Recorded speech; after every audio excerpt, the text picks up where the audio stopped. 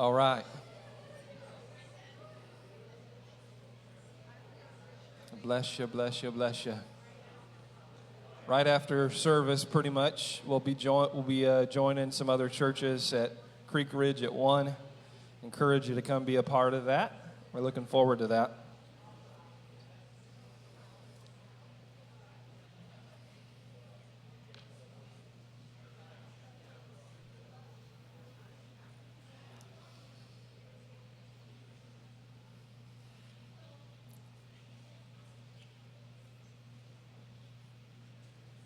Today's the day, isn't it? Yeah, it is the day that the Lord has made. We are coming to the physical end of what we've been doing, fasting, and we'll talk about that a little bit today. I just want to say, one more week. I'm kidding.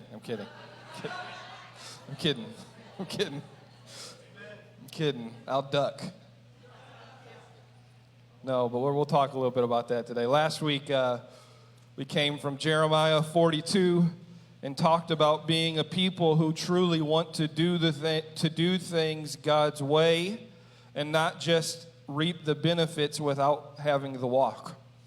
Jeremiah 42, those people, the Israelites, were asking Jeremiah to get a word because they were in despair, and they say, tell us honestly whatever the Lord says to you, and we'll do it. There's no hope. And he says this to him. He goes, yeah, you say that, but I know that you don't mean that. You just want the benefit of it without having to do it his way.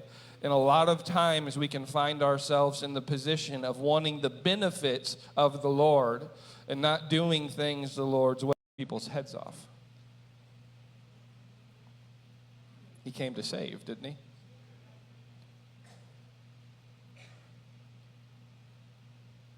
He's calling us to live holy, to live set apart, not to receive salvation, but because of salvation. We have to give our lives to him. He gave his, so the least that we can do is give him ours. We're going somewhere, I promise. It might start slow, but we'll get there.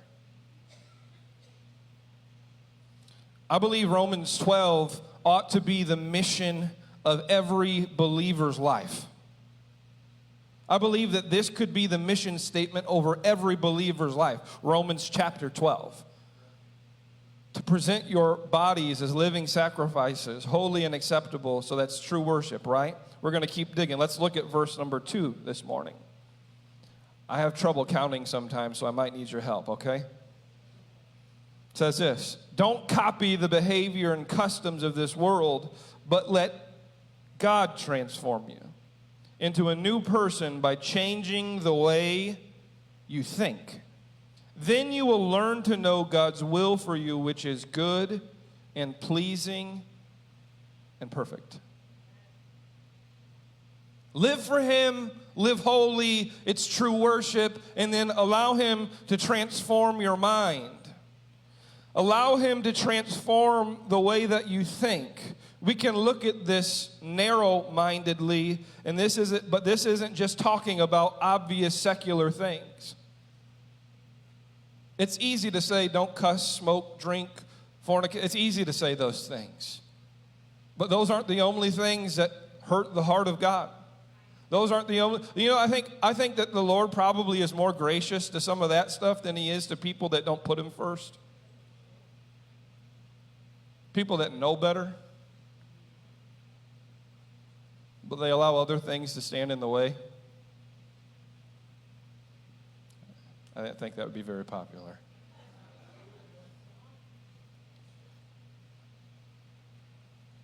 But we aren't ruled by the powers of this world. So we have to stop dancing with the devil. We don't entertain anything that exalts itself above the Lord or against the Lord. Amen? Pastor, you're being religious. Maybe you are. The desire of our heart has to be to honor him in all that we do. And it's a relationship thing, not a religious thing. The only way that it seems religious is if it's religious in your head. Our greatest joy should be to honor him, to give our lives to him. Our greatest joy should be to serve him with all of our hearts because he's redeemed us. The reason that you're sitting here with breath in your lungs looking at this boring preacher is because he's allowed it. Thanks, Matt.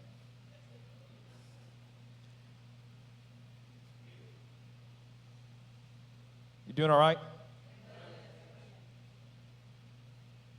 But there's something that's unlocked here, I think. When we give ourselves to him, we're letting him transform us by changing the way that we think. So we can try to change the way that we think by reading his word and not still give ourselves to him. Did you hear me? We can try to transform the way we think by reading the word and saying the Lord's Prayer and not give ourselves to him, and transformation will not come.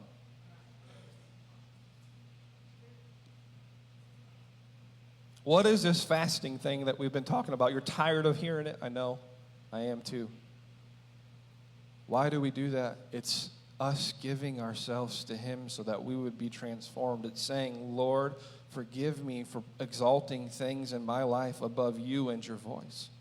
You and what you're saying in the lifestyle that you would have me to lead. It's not a religious thing. It's not a bunch of rules, but it's a relational thing. My greatest joy ought to be, it isn't always, I'm just going to be honest with you.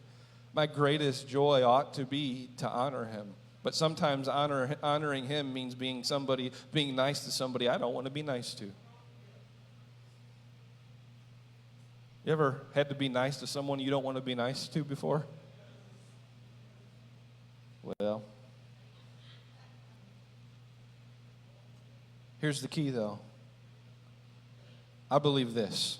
Many times we fail to know God's will for our lives because we don't fully give ourselves to him.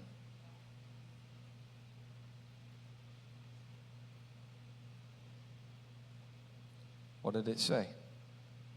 Don't copy the behaviors and customs of this world, but let God transform you into a new person by changing the way that you think.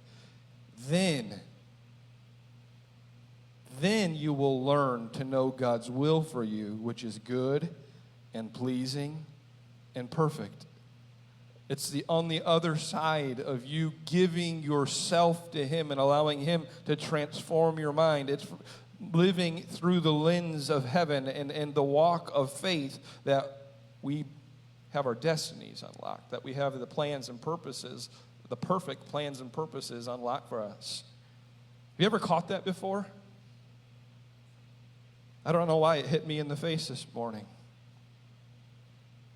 We don't fully give ourselves to him. Why? Because we have trust issues.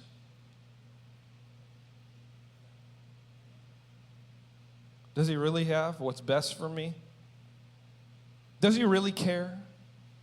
Will he really show up? I've called. I've knocked. He didn't answer. Why should I do that again? Well, because if you're fully giving yourself to him, he's your only hope. There's no other hope. There's no other answer.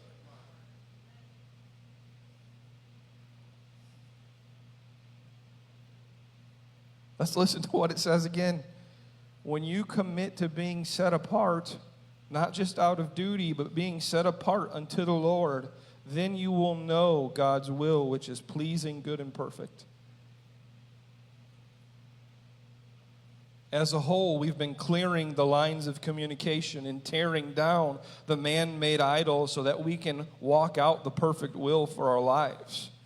Not just individually, but as a body. Because you're only as strong as the weakest link. Pastor, I'm new to this. I'm not picking on you.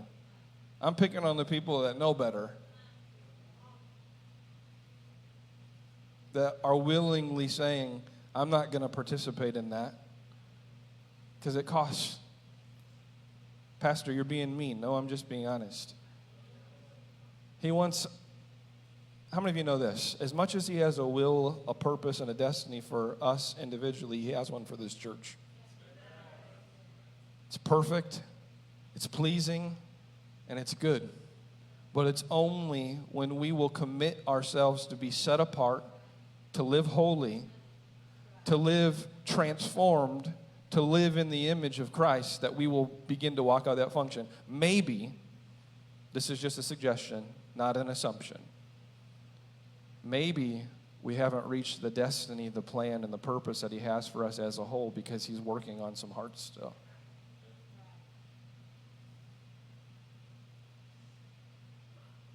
Some of them aren't even sitting here yet.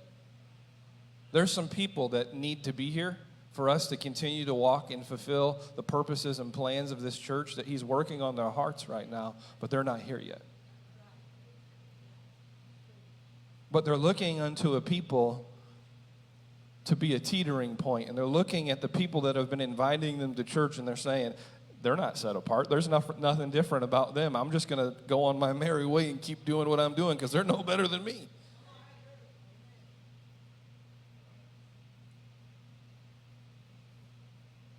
Where's the Bible for that? Well, let's read the rest of Romans 12 and let's see.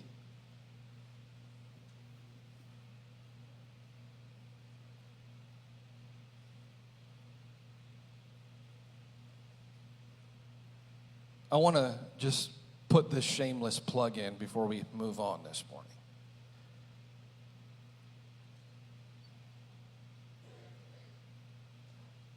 A harsh reality of people that struggle with addiction once they get help is that when they get out of the help center, they'll do good for a while, and then they'll just go back to that addiction again.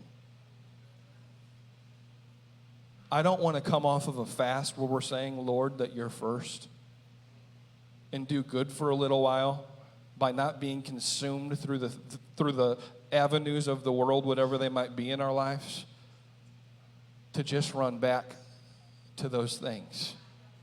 So I'm going to put a plug in that if you can continue to walk this out, we'll continue to walk towards the purpose, plans, and destiny that he has for us as a church. Predetermined, there's a plan for this church. This church exists because there was a plan for it. You exist because there's a plan for your life. Simply, right? Because here's what happens. If you just want to go back to those old routines, you've wasted your time the last 3 weeks.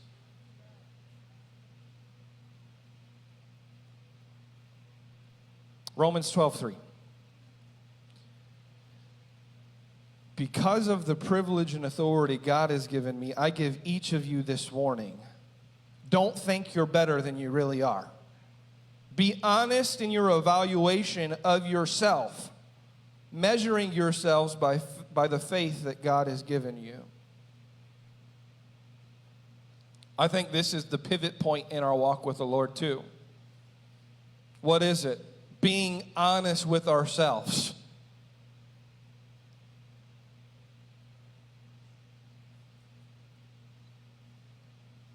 Be honest with me, Lord. You don't have to ask him to be honest with you. He's never been dishonest. He's always honest. You need to say to yourself, self, be honest. Be honest in your evaluation with yourself. Where are you at? How are you doing? Are you struggling? Are you doing good? Do you need help? Be honest in your evaluation of yourself.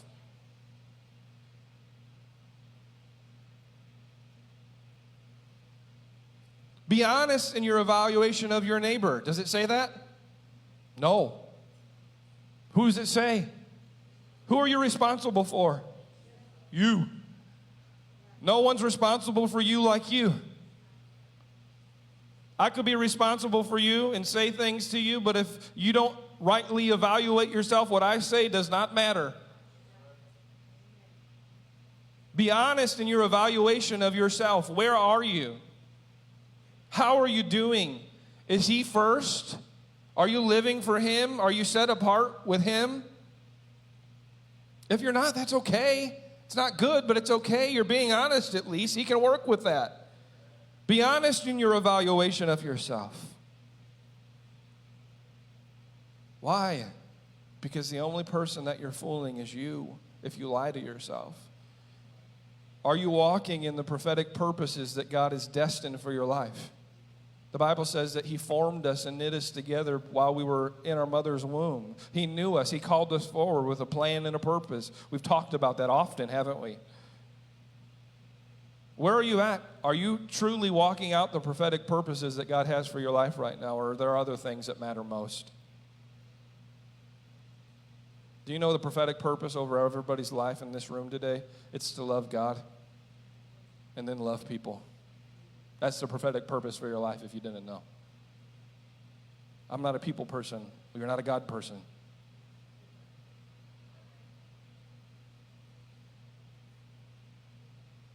Oh, me. 4 through 8. It gets faster from here. Just as our bodies have many parts and each part has a special function, so it is with Christ's body. We are many parts of one body and we all belong to each other. I hate you, foot. I'd never do that. I hate you, hand. I'd never do that. I don't need you, hand. I'd never do that. If I could have 2 hands, I want to have 2 hands. We don't want to go there.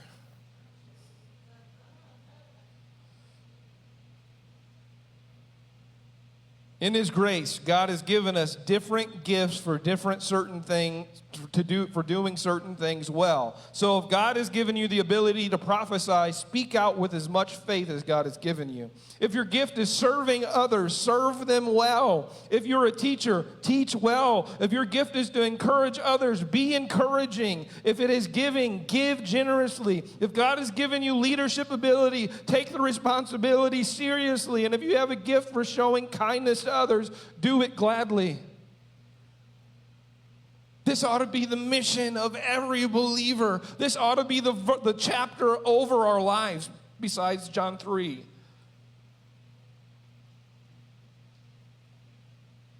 Because we've been changed. We've been brought into the family. We've been adopted in. And we don't have to live eternally in these shells, but we live in a redeemed body.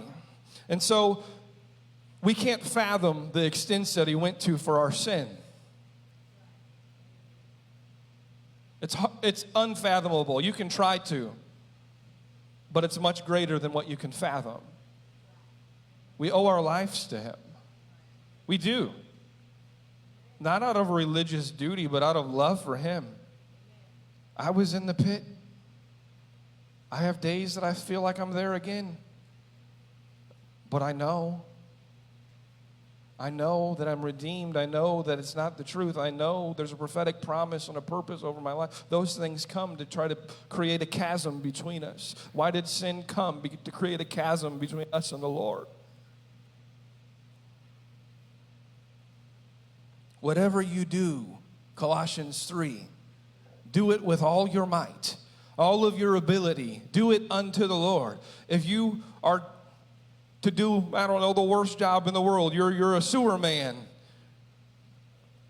Clean those pipes with all your ability. Unto the Lord, be honest. Maybe it's the most important thing. I don't even want to put a title on that. I don't want to give you a big head, or me. Do it with all your ability. Why? Because we're not living this life for ourselves, but we're doing it unto the Lord. But a lot of times, if we don't have the position of heart to put Him first and to give ourselves to Him, we get caught up in doing things religiously, but they're not unto the Lord. Why do we fast? Why do we pray? It's simply saying, die, baby, die. It says that we ought to crucify our flesh once a week, once a month, once a year, when we feel like it. But every day we lay it down. How are you doing? Are you honest in your evaluation of yourself? How did you do today? How did you do yesterday? How did you do the day before? Could you say that he truly was the number one thing?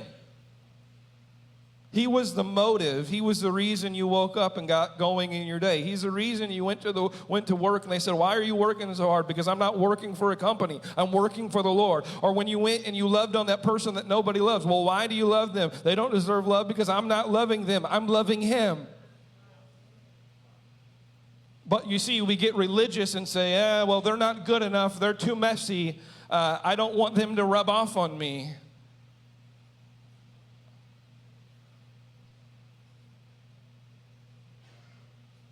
I don't need you.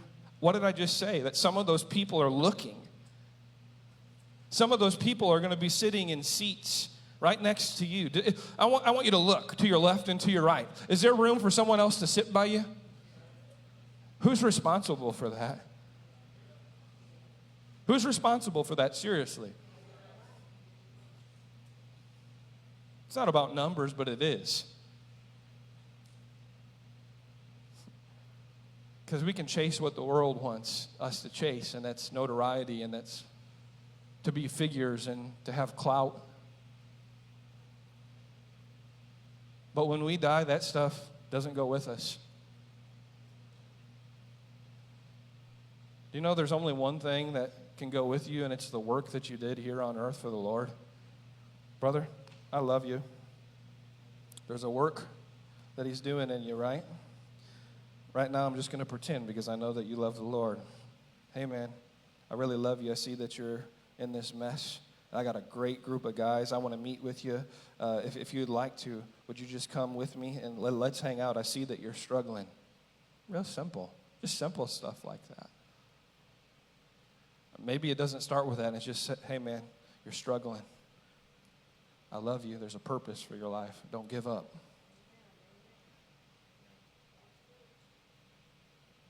But we get jaded. There's things that get in the way. How many times was the beggar that the disciples met on the way to the temple sitting there and they walked past him?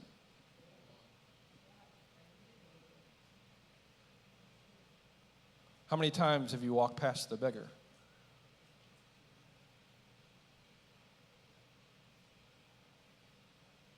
They were going to do a good thing. But God interrupted that with a God thing. Are your ears open? Have you positioned yourself to clearly communicate and him clearly to communicate with you? That you wouldn't be so busy about your routines and looking good and meeting schedules that you would miss someone that's waiting for hope to be delivered to them. But we miss it. What comes after? Okay.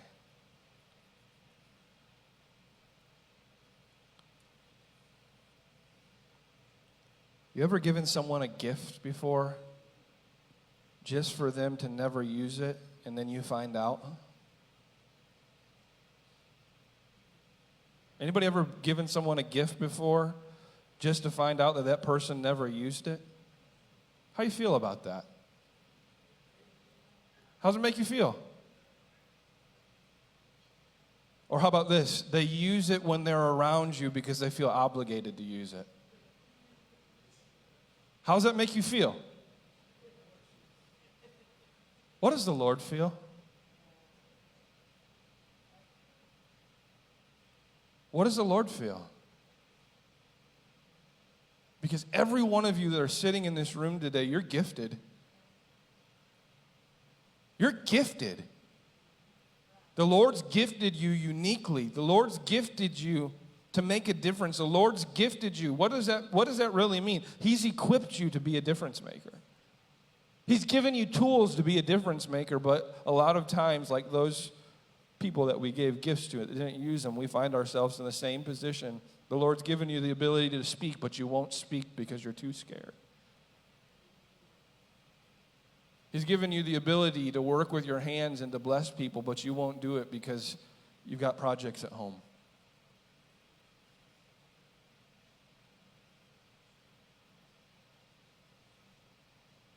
How does the Lord feel? Be honest in your evaluation. How does the Lord feel about you? You know what he's probably saying about my work so far? Average to poor.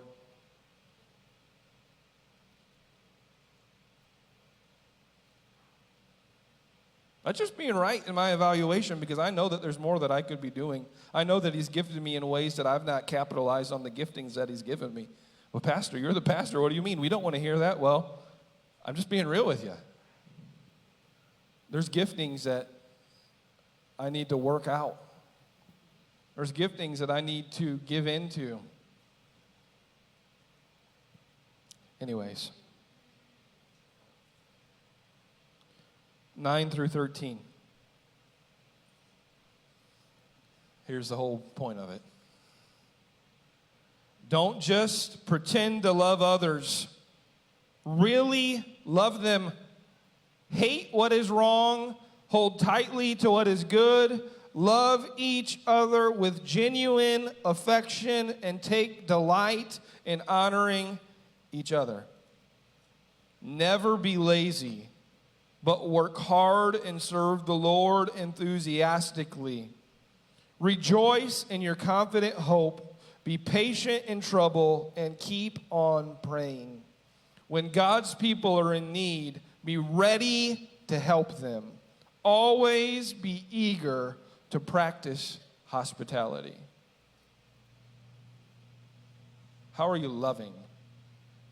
Be honest in your evaluation. How are you loving right now? I think this church has a lot of loving people in it. I really do. There's been so many people that have been so kind and gracious and loving to us as a family. I appreciate it so much. I've seen it for other people, not just for us. There's people that have stepped up and helped without ever wanting recognition, without ever wanting to be said anything public about them. I think that, listen, I'm not bashing. I'm just asking. Are you honest in your evaluation today? What did it say there? It says this: take delight in honoring each other. Don't take delight at getting on the phone and talking about one another. If you want to talk about them, talk about how great they are. But if you don't have that to say, don't take it to your brother or sister. Take it to the Lord. Take delight in honoring you. Jesus understood this, didn't he? Come sit up here, Tanner. Tanner's a disciple. Right on the altar, we're going to be ruffling feathers. Take your shoes off.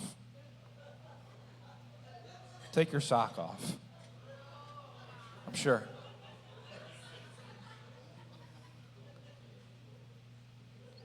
The king of the world.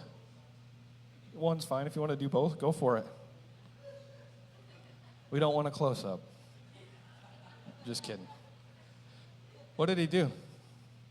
Be like, oh, we're bored for this. We're bored with this.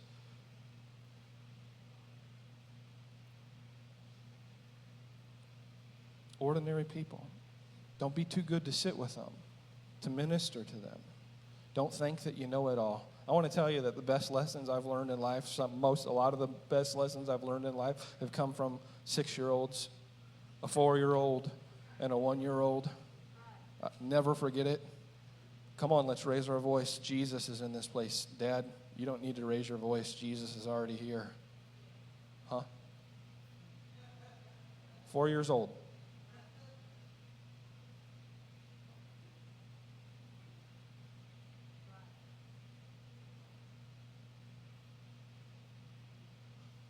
How about little kids in the faith? Don't be too good to sit with people. Be honest in your assessment. Love truly. Love for real. We stayed there longer than I expected to, but there's a reason for that.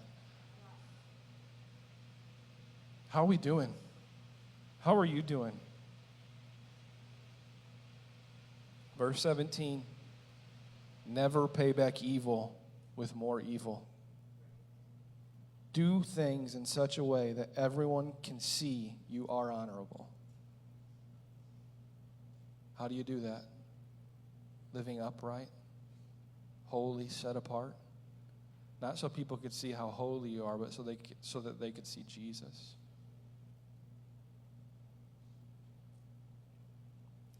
Do all that you can to live in peace with everyone. Do you know that the greatest thrill in the church isn't church fights, contrary to some belief? Did you see that? They were ripping her head off. Man, that ought to hurt your heart. The greatest thrill of the church is walking out the destiny that God and the purposes that God has for it by living at peace with everyone when it's possible. Yeah, that's the greatest thrill. The greatest thrill isn't looking at other people's warts so you feel less bad about yours.